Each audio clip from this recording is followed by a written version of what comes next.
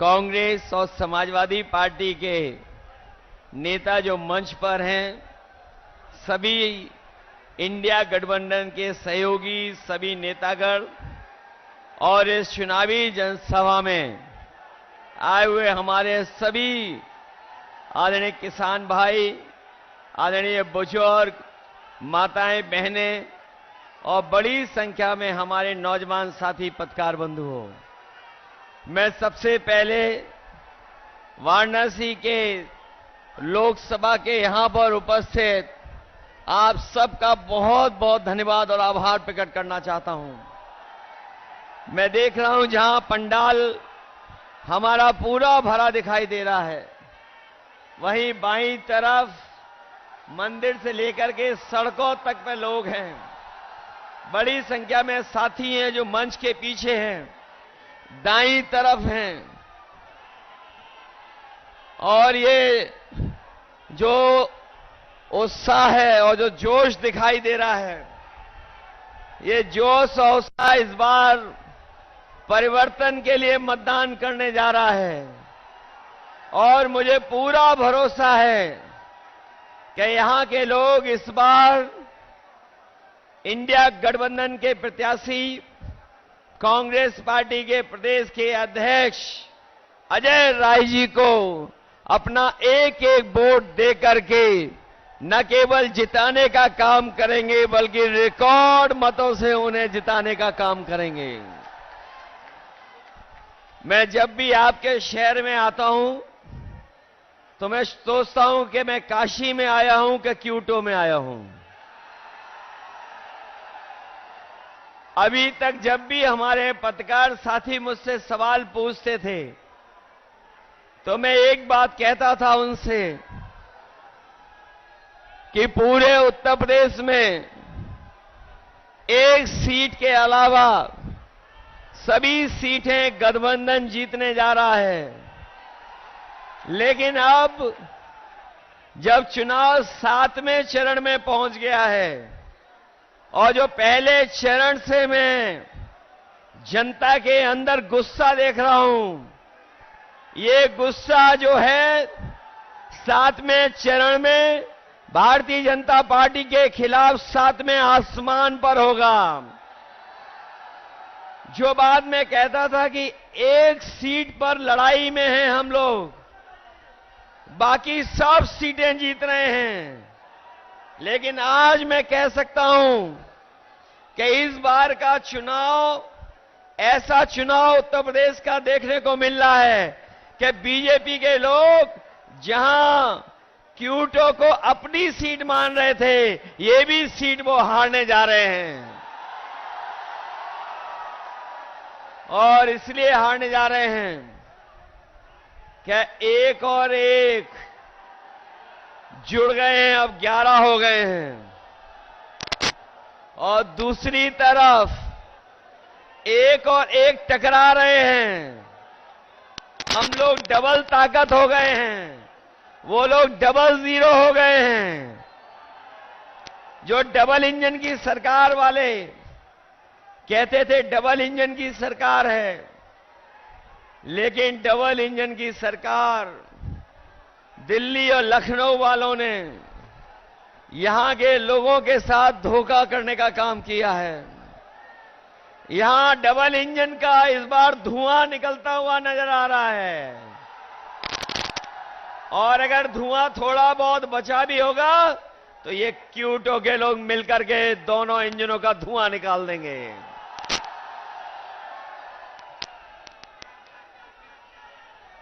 वैसे तो हम लोग आपके लिए लगातार संघर्ष कर रहे हैं और संघर्ष का रास्ता अपना करके आगे बढ़ रहे हैं, लेकिन जो घबराए हुए लोग हैं वो हम लोगों को शहजादा बोल रहे हैं। जो शहजादा बोल रहे हैं वो सुन लें कि ये इस बार दोनों शहजादे न केवल शह देने जा रहे हैं, बल्कि इस बार मात भी देने का काम करेंगे। जिन्होंने मां गंगा की कसम खा करके, जिन लोगों ने मां गंगा की कसम खा करके ये कहा था कि मां गंगा साफ हो जाएगी, हमारे क्यूटो के लोग जानते होंगे, मां गंगा तो साफ नहीं हुई, लेकिन जितना भी बजट उसके लिए आया वो सब साफ हो गया है। मां गंगा वैसे ही बह रही हैं। और जिस गांव को गोद लिया था, जिस गांव को गोद लिया था, उस गांव का तो कोई नाम ही नहीं ले रहा है, उस गांव को कोई पहचानता भी नहीं है। बताओ, बीजेपी की सरकार ने धोखा दिया कि नहीं दिया? और जो लोग निवेश के नाम पर बड़े बड़े आयोजन कर रहे थे, बड़े बड़े पंडाल लगवा रहे थे, सजावट कर रहे थे और कहा कि लाखों करोड़ का निवेश आएगा, लेकिन निवेश जमीन पर नहीं पहुंचा। न निवेश आया और न कारखाने लगे, न उद्योग लगे। और जो बड़े बड़े डिफेंस कॉरिडोर की बात की थी कि मिसाइल बनेंगी, टैंक बनेंगे और न जाने कौन कौन सी मिसाइलें बन जाएंगी, लेकिन आज जब 10 साल बाद पीछे मुड़ करके देखते हैं तो इन्होंने वो दिवाली का रॉकेट भी नहीं बना पाए। जो लोग डिफेंस कॉरिडोर, डिफेंस के नाम पर इन्वेस्टमेंट लाना चाहते थे, वो दिवाली का रॉकेट तो दूर, बनारस वाले जानते होंगे वो सुतली का बम भी नहीं बना पाए। बताओ, G20 को आप समझते हो G20 क्या है? ये जो G20 के आयोजन हुए थे, बनारस में हुआ, देश में हुआ, आप जानते हो G20 का मतलब? G20 का मतलब है 2 गुजरात के, बाकी बीजेपी के 0। बताओ, यही तो है उनका G20। जो लोग कहते थे 400 पार, जो नारा लगा रहे थे 400 पार, अब उन्हें डर सता रहा है 400 हार का। और 400 का गणित समझ में आया। उन्होंने कहा 400 पार, और 400 पार का मतलब हुआ 543 में 400 पार कितनी सीटें हुई? 143 सीटें। तो ये 400 पार केवल 143 सीटें की बात कर रहे थे, और इस बार देश की 140 करोड़ की जनता इनको 140 सीट के लिए भी तरसा देंगे। और अब तो भाषा भी बदल गई। हमारे लखनऊ वाले तो योगा करते डगमगाते थे। हमारे लखनऊ वाले वो जब योगा करते थे तो वो डगमगा जाते थे। अब तो सुनने में आया है कि काशी के डर से, क्यूटो के हार के डर से उनकी जवान भी डगमगाने लगी है और कैसी कैसी बातें कहने लगे हैं।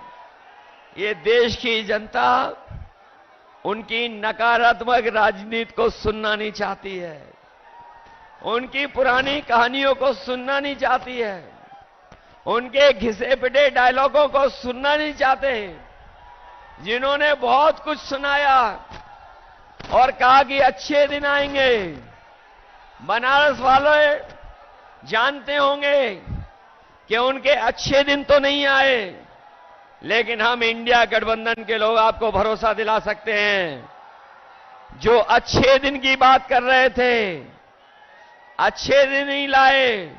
कम से कम हम गठबंधन के लोग, आप क्यूटो से जिता देना, हम खुशियों का दिन लेकर के आएंगे। और जो लोग मनमर्जी हैं, जिन्होंने मनमर्जी से काम किया, दिन रात हम लोगों को मन की बात सुनाई, देश की जनता मन की बात नहीं सुनना चाहती है। देश की जनता संविधान की बात सुनना चाहती है, संविधान की बात हो। इसलिए ये चुनाव जहां हमारे आपके भविष्य का है, वही हमारे आने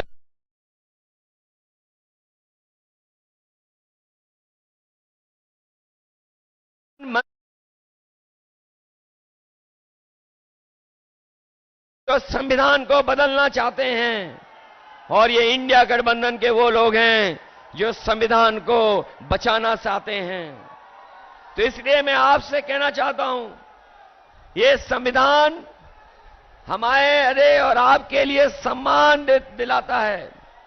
यही संविधान हमें अधिकार दिलाता है। यही संविधान हमें न्याय दिलाने का काम करता है। यही संविधान बाबा साहब भीमराव अम्बेडकर जी का हमारे आपके लिए संजीवनी है। इसलिए चुनाव में आप लोग मदद करिए।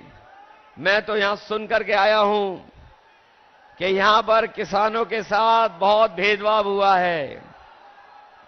यहां के किसानों को अपनी जमीन को बचाने के लिए अपमानित होना पड़ा, लाठी खाने पड़ा, झूठे मुकदमों का सामना करना पड़ा, कई साथियों को जेल जाना पड़ा। हम अपने किसान भाइयों को कह के जा रहे हैं, समाजवादी पार्टी और इंडिया गठबंधन की सरकार बनने जा रही है। 4 जून के बाद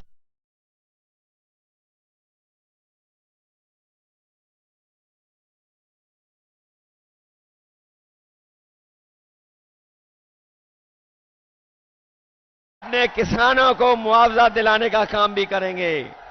या तो किसानों की जमीन नहीं जाएगी, और अगर जमीन को लेना भी पड़ेगा तो सर्कल की रेट बढ़ा करके मार्केट की कीमत दिलाने का काम करेंगे। हमारे बनारस के लोगों, अभी कुछ दिन पहले बड़ा महिलाओं का आयोजन हुआ था, महिलाओं का कार्यक्रम हुआ था, लेकिन यही जो नारी सम्मान की बात कर रहे थे, वो कुछ कुछ याद दिला रहे थे, लेकिन वही प्रधान सांसद जी ये भूल गए कि अगर बीएचयू में जो बेटियों के साथ जो व्यवहार हुआ था, जिन्होंने घटना की थी, वो सब के सब बीजेपी के लोग निकले थे। वो आप जानते होंगे, बीएचयू में घटना करने वाले लोग, जिन्होंने उस बेटी को अपमानित किया, जिसके साथ घटना हुई, अगर कोई पकड़ा गया था तो वो सब के सब बीजेपी के लोग थे। ये भूल नहीं सकता काशी के लोग। इसलिए जहां हम किसानों की मदद करेंगे, वहीं बेटियों की सुरक्षित माहौल कैसे मिले। और हमारे नौजवानों ने वो समय भी देखा है कि जहां पर हर परीक्षा का पेपर लीक हो गया, कोई परीक्षा सरकार नहीं करा पाई, न केवल परीक्षा करा पाई, बल्कि बड़ी संख्या में हमारे पूर्वांचल के नौजवान पक्की वर्दी पहन करके देश की सेवा करने के लिए दिन रात मेहनत करते थे। वो फौज की नौकरी भी इन्होंने आधी अधूरी बना दी। हम अपने नौजवानों को कह के जा रहे हैं, हम समाजवादी लोग और इंडिया गठबंधन के लोग कभी भी अग्निवीर जैसी व्यवस्था को स्वीकार नहीं कर सकते हैं। जब भी सरकार में आएंगे, वही पक्की नौकरी, वही पक्की वर्दी अपने नौजवानों को पहनने का मौका देंगे। न केवल वर्दी अग्निवीर खत्म होगी, बल्कि नौकरियों को बढ़ा करके ज्यादा से ज्यादा फौज में अपने नौजवानों को नौकरी देने का मौका देंगे। इसलिए मदद करिए आप लोग, मदद करोगे सब लोग। ऐसा तो नहीं हो कि ये जो देश और पूरे देश के भाजपा के नेता आ गए हैं, वो अगर मैनेजमेंट करेंगे तो मैनेजमेंट के चक्कर में तो नहीं फंस जाओगे। ये तो पता होगा आपको कि पूरे के पूरे देश के लोग आ गए हैं, देश के लोग आ गए हैं, वो मैनेजमेंट करने पे लगे हुए हैं। और ये भी सुनने में आया है कि ये बूथ तक नहीं पहुंचने दे रहे हैं वोट डालने के लिए। बताओ हमारे नौजवान साथियों, ऐसा तो नहीं है कि बूथ पर नहीं पहुंचोगे आप लोग, घबरा तो नहीं जाओगे आप लोग? चुनाव चिन्ह तो पता है ना आपको? हमारे अपने सभी समाजवादियों से और कांग्रेस के साथियों से अपील है कि ये गठबंधन के प्रत्याशी अजय राय जी है और उनका चुनाव चिन्ह क्या है? कांग्रेस का चुनाव चिन्ह है पंजा की नहीं है, इसलिए मदद करिए, इनकी मदद करोगे सब लोग। ये जो मैनेजमेंट वाला है उससे भी दूर रहोगे कि नहीं रहोगे? अरे जो बदनामी मिली है क्यूटो को, क्यूटो बन गई आपकी कि नहीं बन गई? अगर बिजली किसी ने दी थी तो समाजवादियों ने दी थी। आज बिजली का बिल ज्यादा देना पड़ रहा है। इस शहर को मेट्रो दी थी, वो भी इन्होंने खारिज कर दी, नहीं बना रहे हैं। जो वर्णों को सफाई करने का काम शुरू हुआ था वो उदाहरण बनता, लेकिन उसको भी रोक दिया। आपको याद होगा समाजवादियों ने लैपटॉप दिया था इतना बड़ा आपको, जहां होगा वो आज भी चल रहा होगा, उसी की नकल करके इन्होंने भी कुछ दिया है। हम लोगों ने इतना बड़ा लैपटॉप दिया, इन्होंने इतना दे दिया और इतना रद्दी दिया है कि उंगली घिससे रहो चलता ही नहीं है। बताओ रद्दी है कि नहीं है? इन्होंने एम्बुलेंस खराब कर दी कि नहीं कर दी? 100 नंबर पुलिस बेईमान बना दी कि नहीं बना दी? मूल आप लेकर आए थे, उसका क्रेडिट ये ले रहे हैं। वो याद है आपको कि नहीं याद है? 100 नंबर जब से 112 हुई है, हमारे खाकी वर्दी पहनने वालों को भी लगता है कि अगर 100 नंबर से 112 सरकार ने कर दिया तो हमें भी अपना रेट बढ़ा लेना चाहिए। बताओ रेट बढ़ा दिया कि नहीं बढ़ा दिया? मुझे याद है यहां पर लाखों लाख बच्चों को समय पर गरम खाना मिल जाए, उसके लिए हम लोगों ने मॉडर्न किचन उत्तर प्रदेश में लगवाना शुरू किया था। इस सरकार ने बनारस में तो लगवा दी, वो वही थी जो समाजवादियों ने दी थी। दूसरी नहीं लगा पाए ये किचन, जिसमें बच्चों को हॉट कुक्ड मील मिल रहा है। वो अगर किसी की देन थी तो वो समाजवादियों की देन थी। केवल यही नहीं, बल्कि आपने देखा होगा देश के प्रधान सांसद जी ने एक गुजरात के अमूल का उद्घाटन किया था। वो अमूल का प्लांट बीजेपी की देन नहीं थी। वो अगर कोई यूपी में उस समय लेकर के आया था तो कानपुर में, लखनऊ में और वाराणसी में उस समय लगाने का अमूल का 5 लाख लीटर प्रतिदिन के दूध के प्रोक्योरमेंट का प्लांट अगर किसी ने लगाने का काम शुरू किया था तो वो समाजवादी लोग थे, भारतीय जनता पार्टी वाले नहीं थे। इसलिए काशी के विकास के लिए और जिन्होंने क्योटो का नाम लेकर के धोखा दिया आपको, हमारे जितने नौजवान हैं ये सब मोबाइल चलाना जानते हैं। मोबाइल चलाना जानते हो कि नहीं जानते हो? कभी क्यूटो की तस्वीर देखी है कि क्यूटो क्या है? मुझे याद है कभी मैं क्यूटो गया था तो टोक्यो से बुलेट ट्रेन में गया था। बताओ बुलेट ट्रेन आ गई क्या नहीं आ गई? आपकी क्यूटो बन गई कि नहीं बन गई? इसलिए आपको जिन्होंने धोखा दिया हो, काशी को जिसने क्यूटो बनाने का सपना दिखाया हो और मां गंगा की कसम खा करके मां गंगा को साफ करने का संकल्प लिया हो, बताओ सब धोखा मिला कि नहीं मिला? ऐसी झूठ बात बोलने वालों के लिए, ऐसे झूठे वादे करने वालों के खिलाफ आप लोग मतदान कर देना और अजय राय जी को ऐतिहासिक वोट देकर के उन्हें जिताने का काम करना। यही निवेदन मैं आप सबसे करने आया हूं। मुझे पूरा भरोसा है कि इस बार आप लोग क्यूटो का इतिहास बनाओगे, लोग भी और क्यूटो वाले भी जान जाएं कि जो क्यूटो का सपना दिखाया जा रहा था उन्होंने किसको जिता करके भेजा है। बहुत बहुत धन्यवाद आपका। धन्यवाद आदरणीय अखिलेश जी। जैसा आपने कहा है, बनारस के लोग इसको निभाने के लिए तत्पर है और लगातार 2 दिन के गैप के अंदर जिस प्रकार से लोग यहां उपस्थित हुए हैं और लोगों का उत्साह है, इसे देख करके लग रहा है कि निश्चित रूप से 4 तारीख को बदलाव होगा। अब मैं सीधे, अगर मैं कहने में मुझे गुरेज नहीं है, वर्तमान राजनीति के